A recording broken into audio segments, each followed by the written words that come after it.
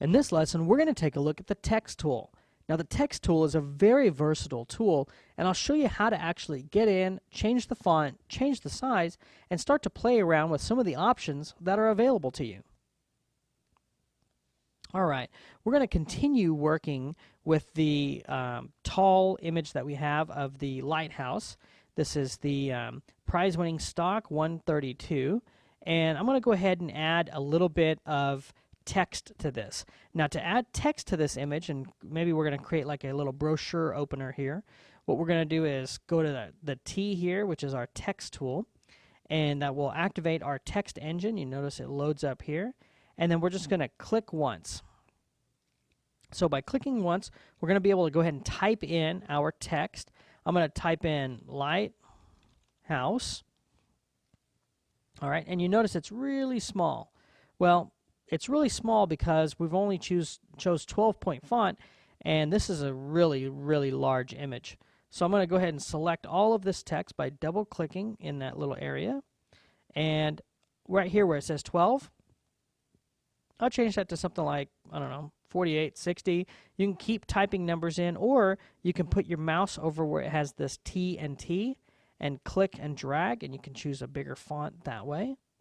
Another option is to actually press Control after you've typed out your text, and you'll notice that you'll have a nice little scale tool here.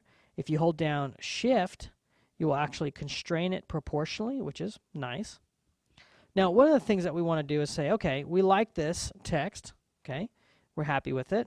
I'm going to go ahead and get my text tool, and I'm going to type out Event Center.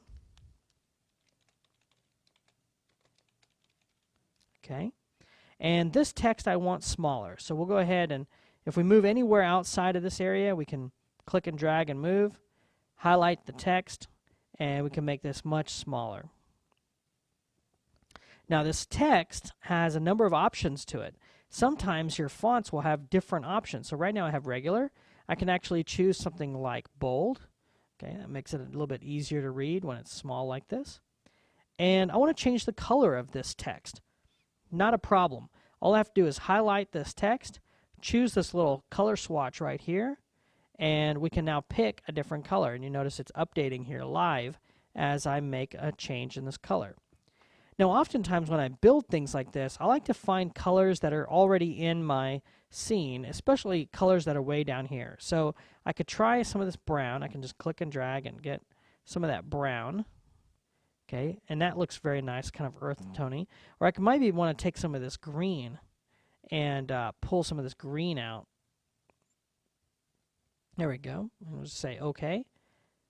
And if all I have to do is press Enter on my little number pad area, and I will get out of the text tool. Now, just by typing in these 2 lines of text, look what's happened. I've gotten a layer that says Event Center, which is right here, and I've got a layer that says Lighthouse. And there's something unusual about these layers. They have a T in there to represent that these are actual pieces of text. So if I want to change the font, all I have to do is click once in this little area. We'll go ahead and highlight the letters that we want to change the font of. And I'll change this to, you know, really any other font that looks good. I'll choose this Agile. There we go. And let's say I want to go back in and add a space. No problem. Okay.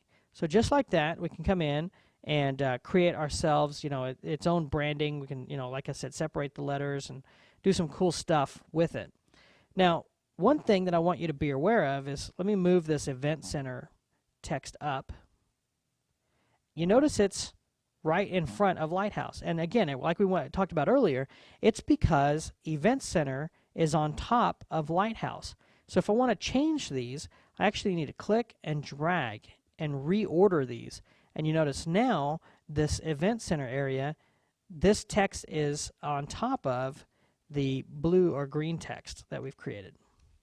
Now, there's one more thing I want to teach you about actually working with text, and that is, what if you want to create what we call a text box, which is we want text that maybe starts here but ends here. Well, that's easy to do as well. We'll go ahead and click once on the text tool, and we'll click and drag to about here, And now any of the text that you type in here will automatically wrap to the other side. Okay, so I've got some text here, some lorem ipsum. You can search for this on the internet. There's some great websites that have this kind of dummy text.